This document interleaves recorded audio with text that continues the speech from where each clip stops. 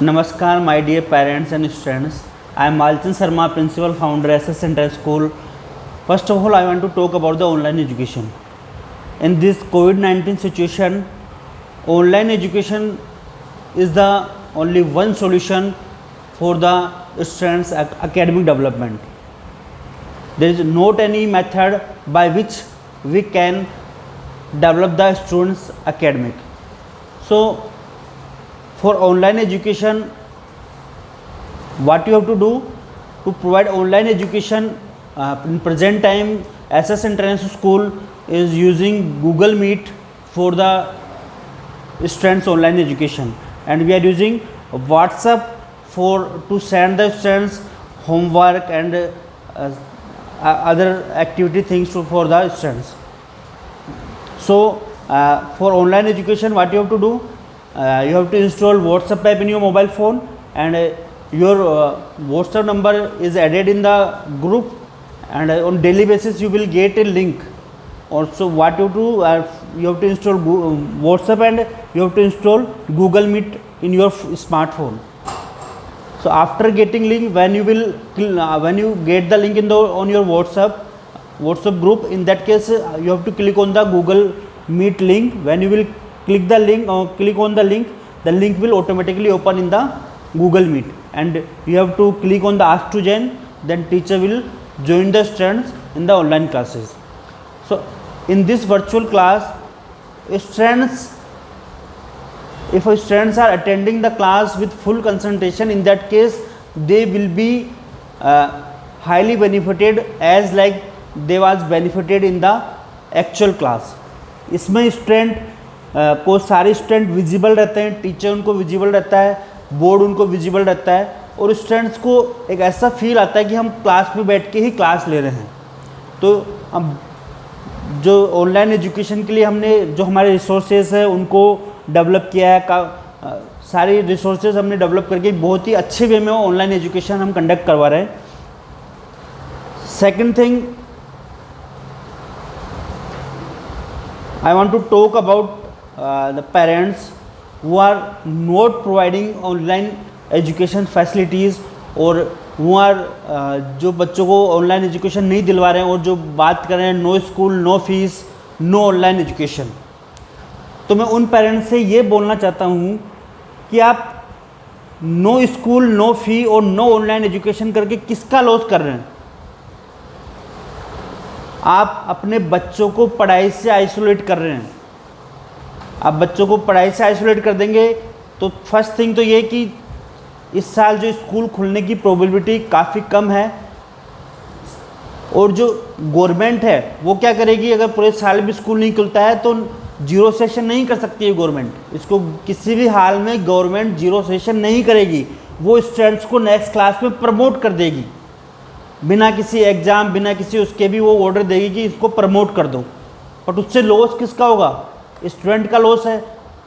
और पेरेंट्स के लिए उनके बच्चों से बढ़कर कोई चीज़ नहीं होती है.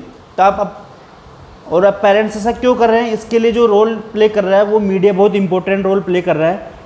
मीडिया पेरेंट्स को मिसगाइड कर रहा है, और मीडिया में मिसगाइड किसके थ्रू किया जा रहा है, पॉलिटिशियन को भीड़ चाहिए, उनको मुद्दे चाहिए, और कुछ भी नहीं चाहिए, सिर्फ लोगों को मिसगाइड किया जा रहा है. जैसे अभी सुशांत सिंह राजपूत पे इतनी न्यूज़ दिखाई न्यूज़ चैनल्स ने, न्यूज़पेपर्स में, उसका क्या मतलब था. उसकी जगह किसी अच्छे मुद्दे पे बात की जाए. जैसे अभी हमारे देश में साइंस और टेक्नोलॉजी में क्या न्यू टेक्नोलॉजी चल रही है, क्या न्यू ट्रेंड्स हैं, एजुकेशन में क्या न्यू टीचिंग मेथड्स हो सकते हैं, ऐसी न्यूज़ कोई भी मीडिया नहीं दिखा रहा. वो दिखा रहे हैं सिर्फ लोगों को मिसगाइड करने के लिए. तो आप इनके चक्कर में आके अपने बच्चों का फ्यूचर ख़राब ना करें. और मेरा आपसे निवेदन है कि बच्चों को ऑनलाइन एजुकेशन प्रोवाइड के लिए फैसिलिटीज़ प्रोवाइड करें. इसके लिए आपको सिंपली एक स्मार्टफोन और एक हेडफोन की रिक्वायरमेंट है, और वो आप एफर्ट कर सकते हैं, क्योंकि हम बाकी सारे एक्सपेंसेस भी तो फॉलो कर रहे हैं, उनको भी एफर्ट कर रहे हैं. तो वैसे आप ये सोचिए कि मुझे बच्चों की जो सबसे इम्पोर्टेंट चीज़ है, बच्चों की एकेडमिक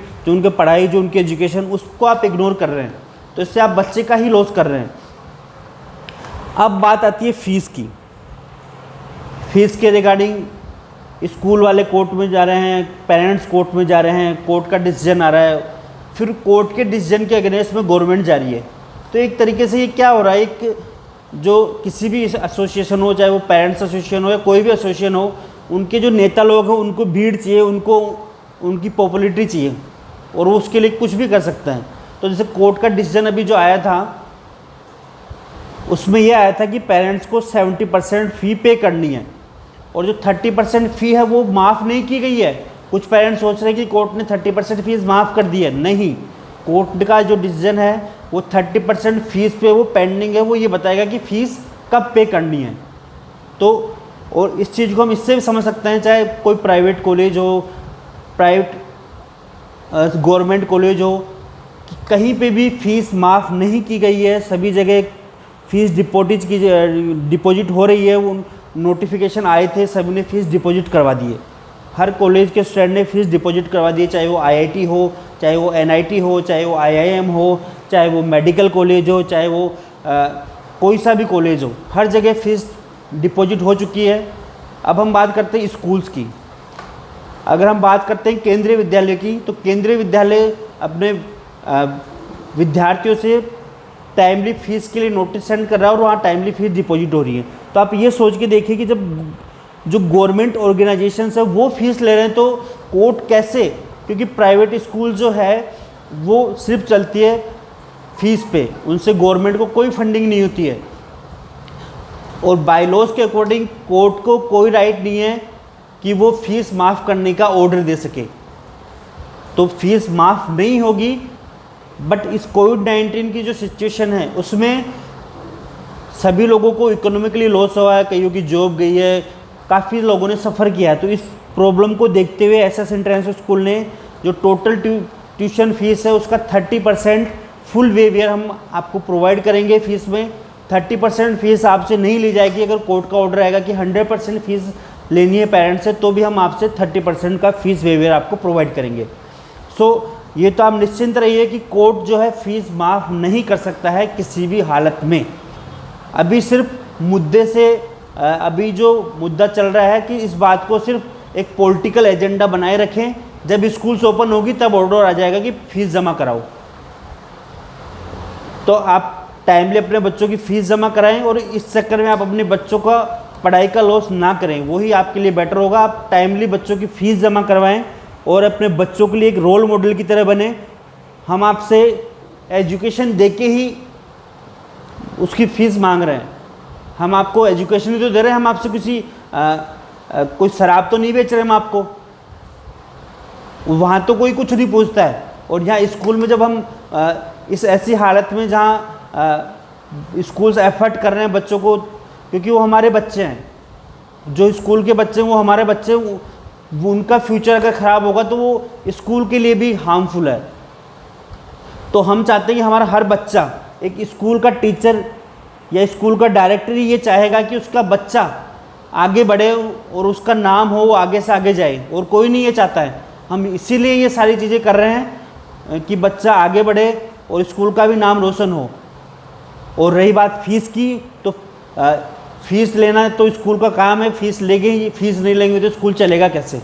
तो आप अपने माइंड से सारी चीज़ें जो मीडिया में आपने देखते हैं डेली बेसिस पे, उनको दिमाग से हटाएं और टाइमली बच्चों की फ़ीस जमा कराएं।